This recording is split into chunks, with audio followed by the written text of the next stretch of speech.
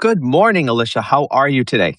I'm good. It's sunny here in Ohio. Lots of great things are happening in the startup ecosystem, and I'm on here with you. So, great way to start the Oh, day. Thanks for having so me. thank you for coming. I really, really appreciate it. Yeah, we've got similar sunniness in Boston, but I don't think it's going to last, unfortunately. But, we're getting towards the weekend, so the good weather has to start to go away for the weekend, right? Yeah, I'm pretty cool, right? Of course. Folks, so excited to welcome Alicia Wagner to Meeting You podcast this morning. And Alicia, you and I had this great pre-call. It was a few weeks ago now because we're all moving at like the Yeah. speed of light all the time, right? And when you and I had a chance to talk, I was so impressed by the work that you're doing and how much of this is driven by lived experience. And that is something I think that we talk about with entrepreneurs, but maybe sometimes we don't talk about it enough, right? And this really is something that is very personal to you. And I love it because it sits at the intersection of healthcare and motherhood and technology and advocacy. And I want to talk so much about Sunra today and what you are doing. I would like to begin, though, about the woman before Sunra. Mm. So, before you entered the world of startup and healthcare technology and healthcare advocacy, tell me a little bit about Alicia Wagner. Yeah. So, she's from a small town, Wapakoneta, Ohio, home of Neil Armstrong. And so, sometimes I always say, right, like, I really do believe that sky's the limit, right? Mm, And not even the sky, right? We had one of the first astronauts on the moon from where I'm from. So I that's grew up, so cool. yeah, I grew up with that mentality of just Mm, science and anything's possible, and I attribute that, and that's why I bring it up during this podcast. mm. But I was from a small town, and so Just it a small felt, town girl. yeah, just a small town girl at heart, but, like, I left my small town, Mhm, and, mhm. you know, a lot of people didn't, and so Yeah. I was exposed to different cultures and mindsets, and I had to put myself through college at the Mm, University of Toledo, go Rockets, and again, I think I was given these experiences, or what I now like to call tests, that mhm, got me real gritty real quick. So, mm. 2 jobs since high school, oldest child, of course, carry some of those traits, and then went to school for broadcast journalism and Oh, realized real quick that I was going to make more money waitressing yeah. than I was in my big girl job. And so Mhm, for me, while that's not bad and you need to work your way up, it mhm. just literally was not an option for me because Mm, I had to take care of myself. I didn't have the help and supports from my parents, not because they didn't want to, but because we were from a small town. And, my dad was a factory worker, and mhm. um I just had to figure it out. And then Yeah. right there, that sets the tone for entrepreneurship and startups. So I went to college for broadcast journalism, decided that that was not gonna be the right track for me, Mm, is where my passion for storytelling yeah. comes from. And so I was dating a guy at the time who was in the College of Business and had an interview with Pfizer. Hmm. And he was like, "Hey, I just really think this might be good for you. You should give this guy a call." I did, and he told me to go get lost. And I did. He's like, "Listen, you have no sales experience. This is real cute." But he told me to get lost, and I did. And so it's really interesting. I have some friends from college that went to school for pharmacy, or, people that had these degrees, and they could, for the love of God, not figure out how this girl from Wapakoneta with Uh-huh. average grades and no background in healthcare or pharmacy to get accepted into Pfizer Pharmaceuticals. And so I bring that up because I feel not just women, but men as well, like we limit ourselves into these Yeah. boxes, right? Mhm. And if we just go for it, again, that astronaut, like, if we go for the moon, we go for the stars, the sky, what's possible? But if you don't try, you'll never know, right? Yeah. And so it's fun to sit here and revisit this with you because there's so much from our past that sometimes doesn't make sense. Like, my dad was pissed, right? "You went to school for broadcast journalism. What do you mean you're going to change direction?" And so that was such a part of getting into healthcare and being in pharmaceuticals for close to a decade Mhm. that allowed me the path to get where I'm right now, building Sunra Health. And so, yeah, that girl was from a small town, but it made her gritty. went to school for broadcast journalism, which I also feel based in the conversation I'm in right now as it relates to vaccination, Mhm. factual information, fact finding, and presenting credible data is imperative. And again, Sure. that like it was that background and that storytelling that also gets me current there, but it was certainly through Pfizer and Mm. getting experience there and sales experience that also got me where I'm at today. And then I left Pfizer, went through life and business coaching while I was there, and it completely I say changed my life. It wrecked my life. Like it cracked me open in ways that I didn't know. I was harboring these belief systems about myself that Mm. easy to blame your manager or other Mm. people in your life, and it Mhm. really exposed in a raw way, like, Mm. here are belief systems and obstacles getting in your way from success, and so that completely changed my life. I tried to pilot, Mhm. the scrappy little, life coaching, mindset pilot at the pharmaceutical company I was at, and I kinda just got the head tap like, "Hey, could you please get back to making us millions of Yeah, get dollars?" back to work. Yeah, get back to work, and I just couldn't. I was changed after that, and so during a time where they were actually laying off and the industry Mm. was completely changing and people were scared of losing their jobs, I was kinda like, "Peace out." Like, Yeah. this isn't for me, and people thought I was certifiably crazy, for my age and what I was doing and the promotions I received, the money I was making, but it wasn't right, and so Yeah. that's when I put it down, and then I went and got trained and certified myself, did some consulting for a handful of years, got pregnant, had my first child, had a plan in my mind how this was going to go, and then God certainly had a different one. Different plan for you. Yeah. I really am starting to understand, uh, Alicia, how you are like a run towards person. Like you are not running, you're running towards things. Running towards journalism school, running towards, the University of Toledo. You definitely have, you and I are both the eldest child. You Yep. have that elder child energies. I'm picking that up and I totally can relate to that.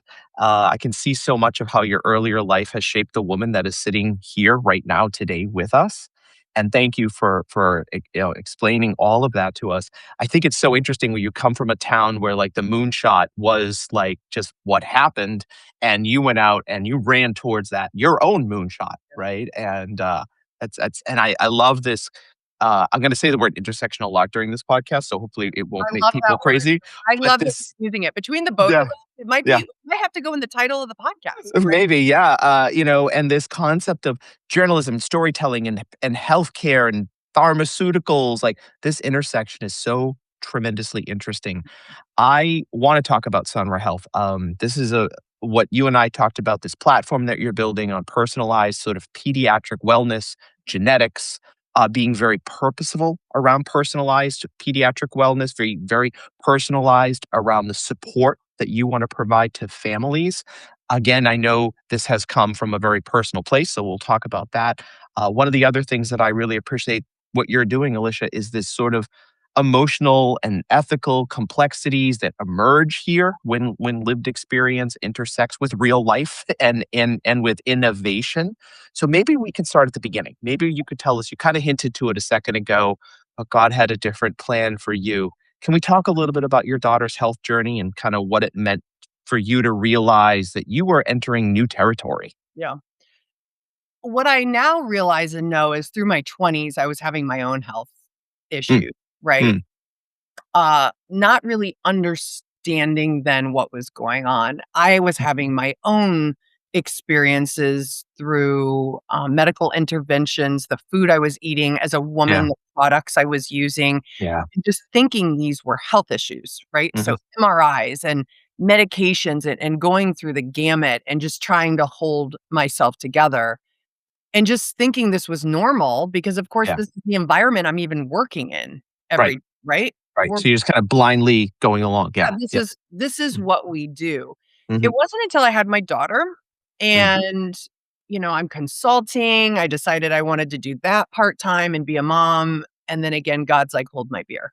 Um, what I mean by that is she was born and had colic. Mhm, What we now know is she experienced vaccine injury for the mhm. hepatitis B vaccine. Mhm. And we now know that because of genetic testing that was done much later, which is then why I'm passionate about Sunra Health, Yeah. because we have an opportunity to go upstream with this information that is now available in 2026 and Yeah. do the right thing by arming parents with Mm. bio-individualized health information, which Mhm. is interesting, Richard, because women's health is all the rage right now. Sure. And what's become very apparent to me, and there are factors that impact our health differently from men, but what excites me when I'm having this conversation is we have personalized every other area of medicine except pediatrics.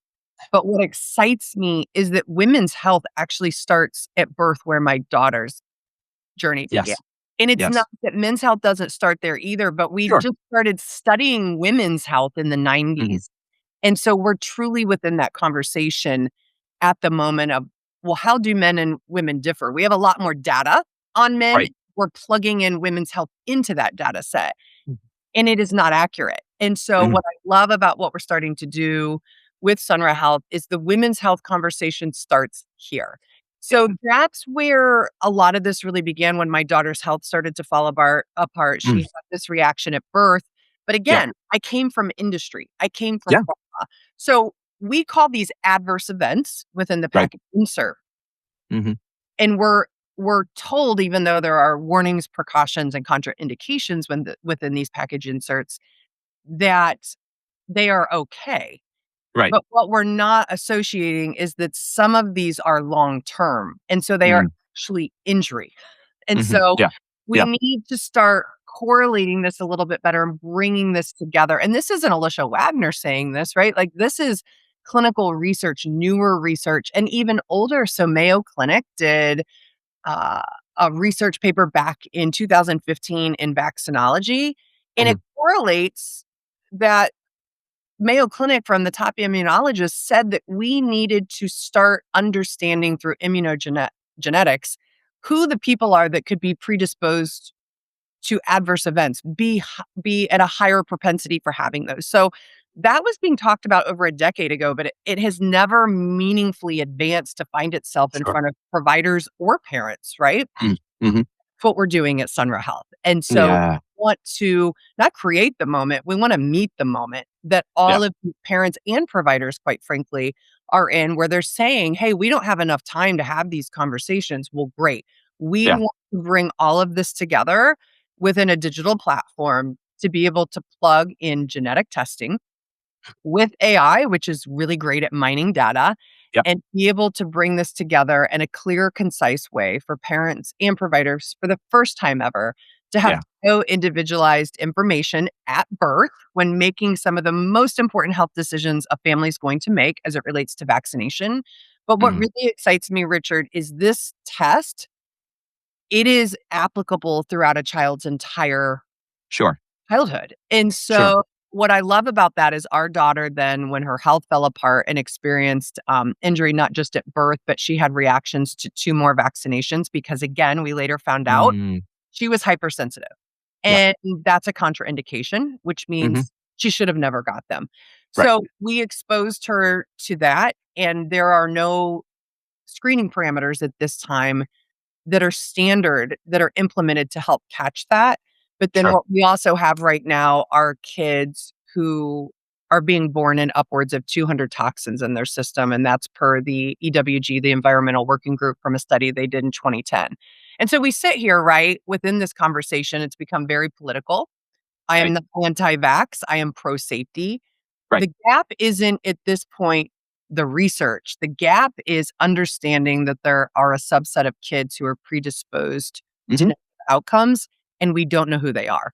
And so Right. that's the gap. That's the moment that Sunra wants to catch. And we believe that parents are not only sick of flying blind, but again, providers are sick of flying blind. And so we're bringing together the first AI-powered pediatric health platform that's Mhm. giving parents and providers the information that they need to make the most informed decisions that we now have yet available for the first Sure. time in history.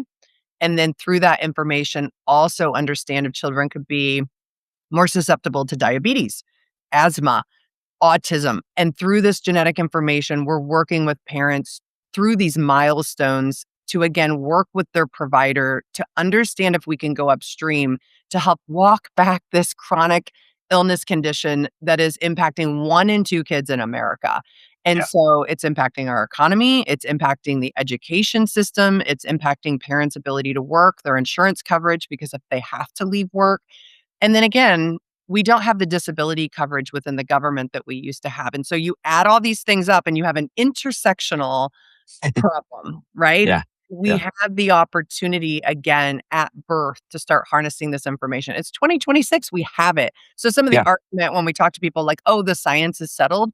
The science is anywhere but settled. We haven't Yeah. studied women, we haven't even put pediatrics into precision-based health, and so as a mom who has went through this personally and Mm. experienced the gaps, experienced the healthcare system within pharma for 10 years, understand the clinical research and data where we are today and what's available, most pediatricians aren't even aware because the American Academy of Pediatrics haven't even exposed most doctors to this information. So I just wish we could get everybody in a room, Yeah. right? Right. And just, yeah. And like anything, communication is key. Getting at a table is key.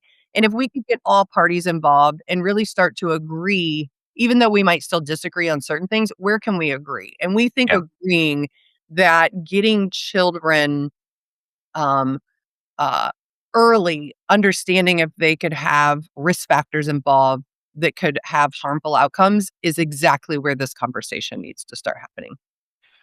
Alicia, I feel like there's this weirdness of there's this parental instinct, right? Mhm. And then there's institutional guidance. You mentioned the American Academy of Pediatrics. These things start to collide. And I appreciate that what Sunra is doing to kind of combine AI, genetics, and pediatrics into wellness support, parents are going to gain a lot more, right? In terms of, like you said, this gap, what's missing from traditional pediatric care. I've worked for some large medical societies myself, so I know that the institutional guidance isn't always at pace with what is happening from an innovation standpoint, from a reality standpoint. You talked about the growing conversation around precision medicine and individualized healthcare. You talked about how pediatrics is moving too slowly towards personalization. Is that a result of institutional guidance, Alicia? Is that parental instinct, physician instinct? Is it a combination of all of those things?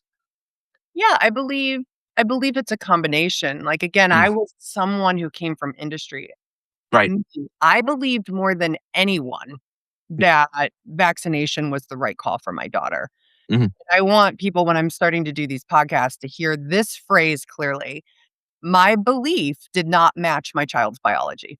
Right, And that's the disconnect, right? right, And so right. again, I think what's also important to note, and I brought it up earlier, the kids that were studied during the 80s and 90s and even the early 2000s when a lot of this research was done, these are not the same kids today. So again, when they're being born pre-polluted with these toxins in their system, what we now don't know is how does that impact the immune response? How, when we're introducing a vaccination, does this impact a child who may have some of these underlying genetic factors, like my daughter who has Sure. NTFR and GSTM1s. She Mhm, can't detox some of the adjuvants the way that mhm. they were intended. And that doesn't make the medical Yeah, it institute doesn't wrong, right, right? It right. just means, hey, science has evolved. That's the whole point. Science does evolve. And then we find ourselves back in these situations. I'll give you an example. The Institute of Medicine did a report also back in 2015. And they're like, look, yeah, we've studied these things independently. That's Yeah, good. We believe, based on these studies, that everything's fine. However, what they did acknowledge is that this schedule has never once been studied in combination. yeah, Okay, yeah. well, that's how they're administered every single day and Mhm. to millions of children each and every single year. So the CDC, right, had to go back and change just recently, alongside the HHS recommendations that vaccines don't cause autism. And that's, it's also when I get on these podcasts, like, are we going to say that out loud? Right. We have to, because the reason that we can no longer say that is because we don't know if they've never been studied in combination, is that an outcome? And people have said, well, the science is settled. well, no, these have been studied independently. We have not studied them together. And that is the Together. Yeah. Institute of Medicine's point. They Yeah. recommended then 10 years ago that this be studied. It's never happened. Just like Mayo Clinic gave their recommendations around the subset of patients who could be susceptible. And they even gave a report that women may mount a higher immune response and could need lower doses. Okay, well, if that's true, and the study was recommended to be done, just like the IOMs, none of this has been done. So then that goes back, right? The institution isn't wrong. We've had studies that are done. The health of children in the United States has changed dramatically over the past 20 years, for sure, the past 10, due to toxicity and environmental factors. And then now we go back to your point about parents. Hmm. Parents are now connected everywhere Oh, to sure. families where their children are experiencing these outcomes. And Right. so it's not that parents want to be a pain. Parents want to have a discussion with their provider, but we have a gap in the Hmm. data. And Hmm. so parents have seen where this schedule has gone from a few in the 80s to now what is almost an upwards of 25 doses by age 1. And then Yeah. parents are sitting here with a disconnect between what they're being told, which is that they're safe and effective, but there's a gap that, wait, the IOM just said these things have never been studied in combination. How is that going to impact my child? And Yeah. that's what makes what we're doing with Sunra really impactful, because for the first time ever, we're giving them access to bio individualized health information that could help us get the subset of kids that are there risk factors involved. I Hmm. talk to people, and this gets a lot easier to understand when we know that moms are being screened at around 20 weeks for Down syndrome. It's extremely rare. It's 5 to 10,000 births per year, but we screen every single Every person. Yeah. every mother Yeah. throughout her pregnancy at that point. Now that's very rare, but it's very involved if that's Sure. right? Sure. Some women determine the course of their pregnancy based on that Sure. information. There are medical complexities that may have to be addressed throughout the remainder of the pregnancy, or things that need to be considered at birth. This Yeah. information helps us capture that experience. And so it's the same concept here. So when I explain it that way, a lot more people are like, "Oh yeah, that That makes makes sense. Yeah. right." Well, we screen for PKU as well, right? I mean, so and look, so the whole vaccine public health conversation is an important conversation, right? And I'm glad we're having it. And your daughter's health experiences combined with the broader pediatric healthcare system, we have to have these discussions around immune response, around individualized risk. It's really important, I think, for people to understand this perspective. I like that you frame your conversation, quite frankly, Alicia, around like this is personalization. This is not blanket opposition here, right? And I think you've done a really nice job of explaining the distinction that you are trying to make here. And critics, of course, will hear this as, look, there's fear, there's hesitancy. You're navigating that tension, I think, very responsibly. So I appreciate that as a public health professional myself, right? Well, We this know the health. Okay. No, Yeah. Richard, this is Yeah. creating hesitancy. This Yeah. is creating hesitancy because we won't address it. Right. Yes. Absolutely. Absolutely. And the healthcare system, it struggles with communicating, right? And that's one of the things I actually teach in my class. In my class, my public health leadership class, I talk so much about communication and how ineffective communication is within the healthcare system. This leads to parents who have difficult or emotionally complex experiences trying to find information, right? So I wonder if you have a vision, Alicia. I think you do, but I don't want to put words in your mouth, where you see Sunra really working alongside traditional pediatrics. Absolutely. Again, I believe that's why I was gifted the experience in pharma to actually Hmm. understand the time constraints Yeah. that providers have, Hmm. the insurance Yeah. issues these Yeah. providers have. Uh, We absolutely want to work alongside of them, and again, that's where I believe, Yeah. right? It's a bad rap. You and I kind of jammed around that a little bit We did. on the call. I mean, Yeah. AI has its pros and AI has its cons. Mhm. But what AI does Absolutely. really well is taking a large amount of data and mining it to give us a concrete, concise Mhm. outcome. What I love about what we're doing is we're not taking information from OpenAI. Yeah. We're taking bio-individualized health information and condensing that. So for a Important distinction. right? And that was part of, the HHS, and the lawsuit going on between the American Academy of Pediatrics, and there's a handful of other organizations in there. But the main argument was like, "Look, we don't have time to deal with this Right. with parents. Right.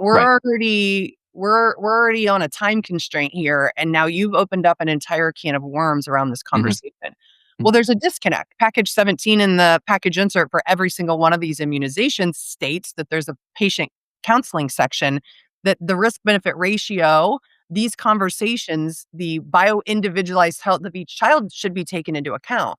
What's Yeah. not happening? And we Yeah. know that through our survey we did at Sunra, where in upwards of almost 80% of parents, we had 300 respondents say, yeah, no one asked Yeah. us one Yeah. question.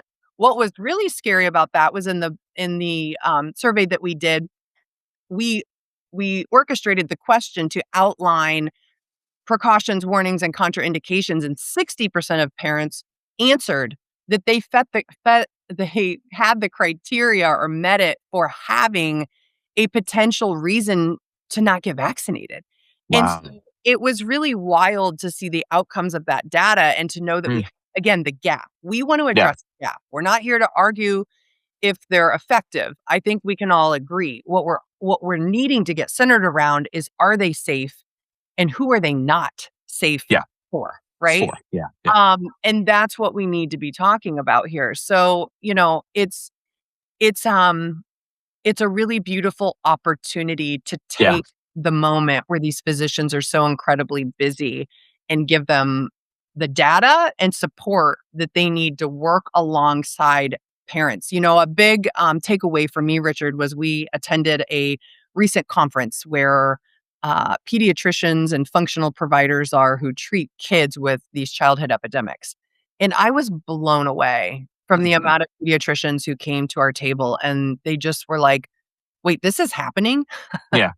Like, this is real? Like, we've been waiting on something like this Like for this. a Yeah. really long time." And so it was wild how many physicians actually wanted to be a part of our beta pilot Mm. because they as well want the opportunity to do this Sure.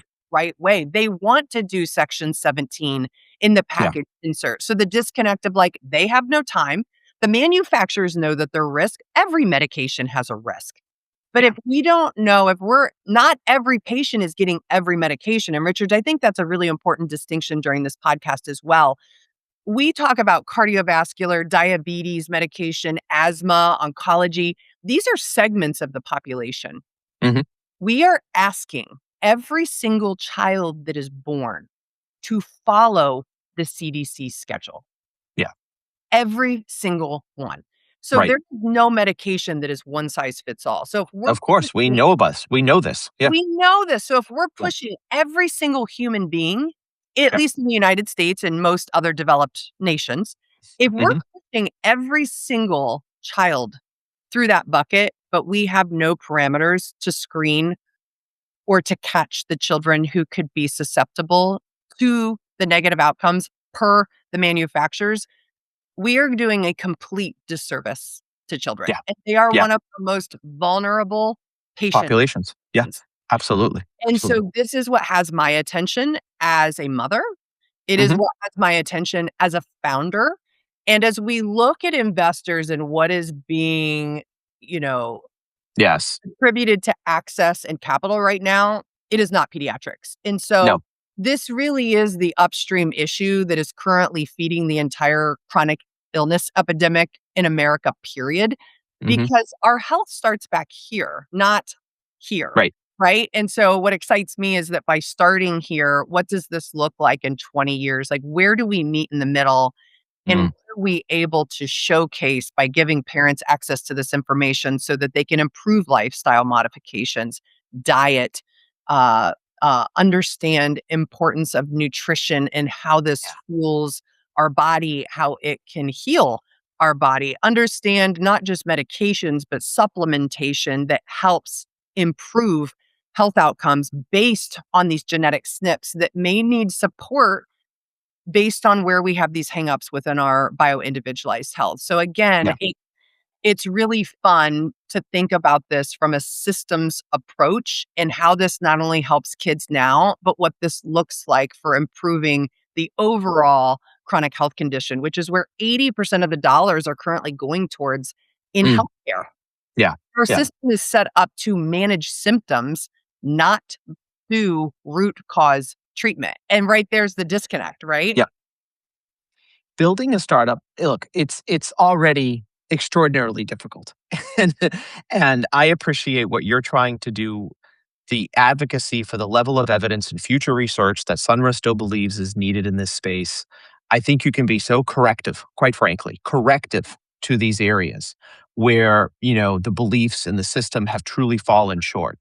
I do want to talk a little bit about how this is connected to a deeply personal experience for you. It's controversial conversation. It has to carry a lot of weight. You mentioned a little bit woman founder, healthcare tech. How is this journey changing you personally, Alicia? It certainly is showing me the gaps. Mm, Again, there's gaps everywhere, and that's mm, what we're trying to address here within pediatrics, but what continues to be showcased for me as a female founder is the gaps that exist everywhere that are perpetuating these outcomes. So let me give you an example. sure. Women currently get 2 to 5% of VC funding or angel funding, Hmm. and so 90% of the people who give out the capital are men. Right. Our experiences are very different, between a male founder and a female founder, and so while my husband was deeply involved with what we went through with my daughter, he got to still go to work every day, and I Sure. had to sell my business, come home, take care of my daughter, and completely revamp my life, and so if he was going to invest in this solution, how he would experience this would be very different from how I Hmm. and so that disconnect still exists when showing up with investors. So I'll hear Yeah. things like, "Well, this is niche." Mm. Absolutely not, right? 30%. I had to literally LOL about that Oh, saying well. it's niche. Yeah. I mean, I don't know how many children are born in America yearly, but to say that's niche is kind of crazy. It's Yeah. 3.5 to 4 million kids a year, Richard. I figured you would know that right off the top of your head. I Yeah. absolutely know, but, like, women are not only half the population, we birth 100% of the kids. Yeah, exactly. Yeah. And make all the healthcare decisions, by the way. Make 80% of the healthcare decisions, and so that's a massive gap. And then, again, another thing that continues to showcase, and we somewhat hit on it, but we're sitting here I'll go to, pitches, and it's not that there's not really great ideas from founders that are Of coming out, course there are. Of course there are. but they're so about the moment Yeah. and one thing to whereas what Yes. we're talking about, like, I'll sit there sometimes during pitch competitions and be like, "Well, what we're doing has the propensity to completely eradicate Right. some of these problems." And so if money is currently being cut and grants aren't as highly accessible as they used to be, don't get me wrong, there's still plenty of funding out here and people Yeah. are You have to know where to look for it, but it's there. it's there, but Yeah. we're still investing in Me Too products Yeah. that at this point, we need to really be strategic with where Hmm. these dollars are going based on the problems that we have. So, Yeah. we currently don't have a solution for the one that I'm talking to you about, right? Yeah. And so what's interesting is when I'm talking to founders how this or I'm sorry, investors, how this could be considered niche, but we're investing in a cardiovascular solution that maybe moves the needle by Sure. 4%. So those are the things that have my attention at the moment is the Yeah. disconnect between the dollars needing to flow to consumers, which are female that control 80% of the purchasing decisions, specifically in healthcare as well. But we have a massive gap in solutions. And so the idea is that, well, we don't need to change that, but we're just tolerating some of the solutions that we currently have. And so I don't think, it's you can look at movies right now like The Devil Wears Prada 2 and like when we invest in female content or female solutions, the amount of money that flows, right? You take Yeah. the Barbie movie instead of, another male-dominated film. We Yeah. have Action proof film. Yeah. yeah, we have the proof that when we invest Mhm. into female-related concepts, entertainment, solutions, they're astronomically delivering massive returns. Massive We returns. have, right? Absolutely. We have through the Boston Consulting Group that did a study back in 2018 that women return like 2.5 times the dollar invested than what men do. And that's Sure. not to knock men. I just think No, no, no. women, we have had to do more with less for a really long time and Yeah. climb uphill. And we have the proof of that, knowing that 2 to 5% of us are getting funded. And then Yeah. the last thing I would leave you with is, what am I really noticing? It's really difficult because of that. Women get dinged, whether they have to take out loans or they have Yes. to do things like WeFunder. And now we're dinged for having a shitty Go cat. find me pages. Yep. Yeah, Yep. so Yep. it's not a level playing field, and Sure. so I It's not at all. Yeah.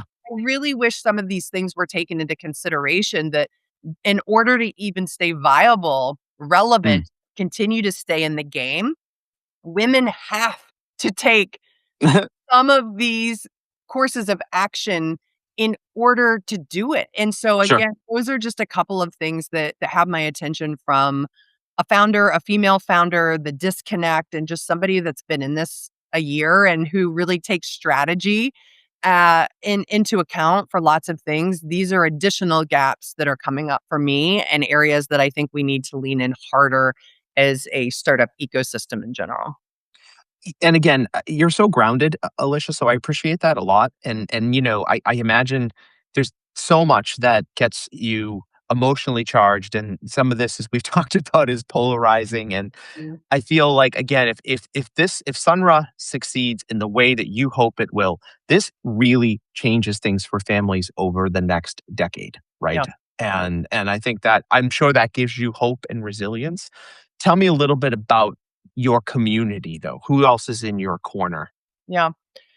I mean, certainly, my husband is my Mhm. largest cheerleader because, again, while he wasn't in it at the level I was, he saw how I was in it. He knows Absolutely. what our family went through. He knows I had to sell my business, and it still Yeah. impacted him. I mean, he Yeah. owns a fourth generation family business, Mm. and it really knocked him around in a way that was also difficult.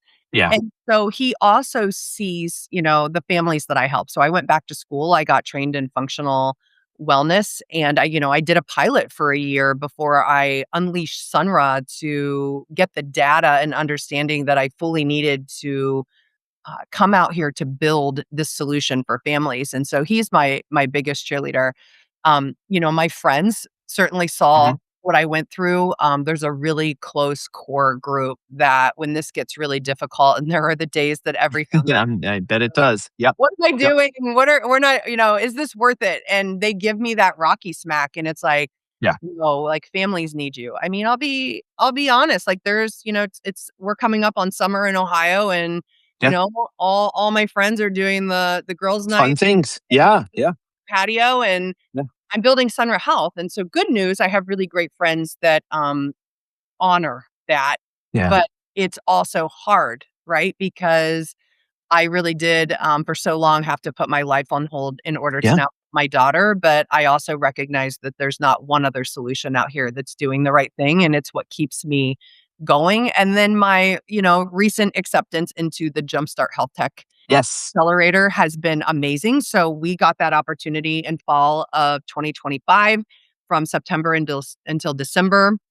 We have 375K in between investors and non-dilutive funding, and That's great.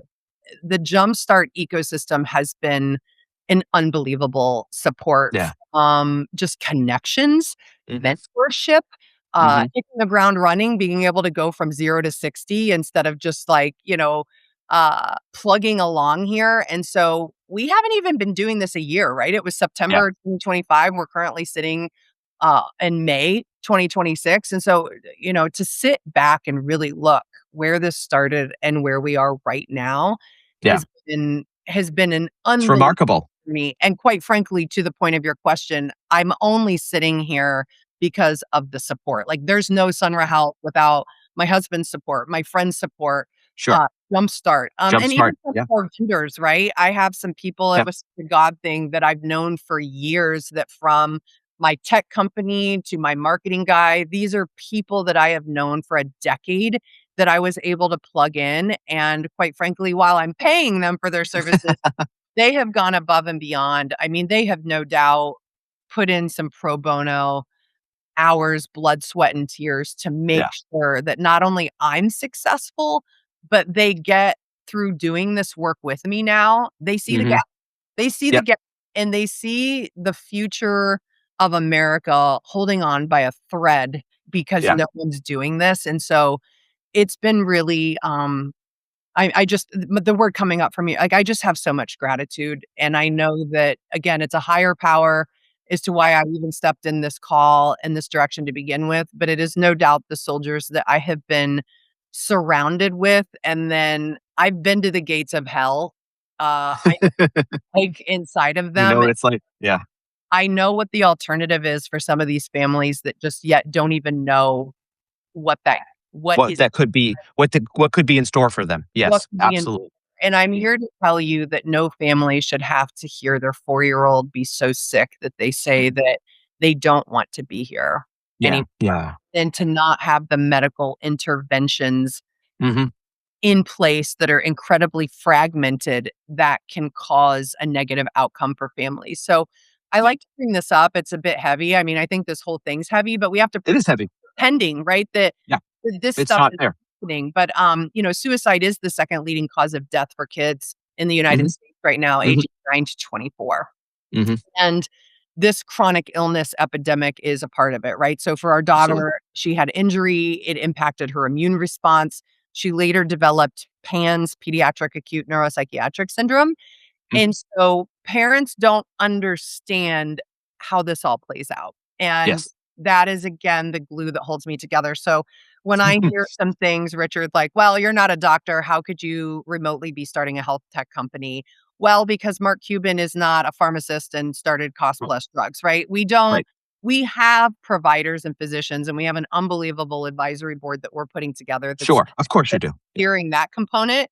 What we don't have currently is a mother who's had the healthcare experience and the professional experience on top of the personal experience to figure out how to bring this together in a way to bridge traditional medicine and functional medicine together to finally give parents and providers the permission, access, and support that they need to do something about this Yeah, so they absolutely. don't get to the gate of hell. So they That's don't how. have a child at 4 years old who doesn't want to be here anymore because they're sick. No child Mhm. at 4 years old should be having health outcomes that make them feel that way, and that as a parent feel like you're handcuffed and unable to support your child with the health management that they need to get better. And so we're gonna do better. That's exactly You what are. we're doing, and that's why You we're are gonna.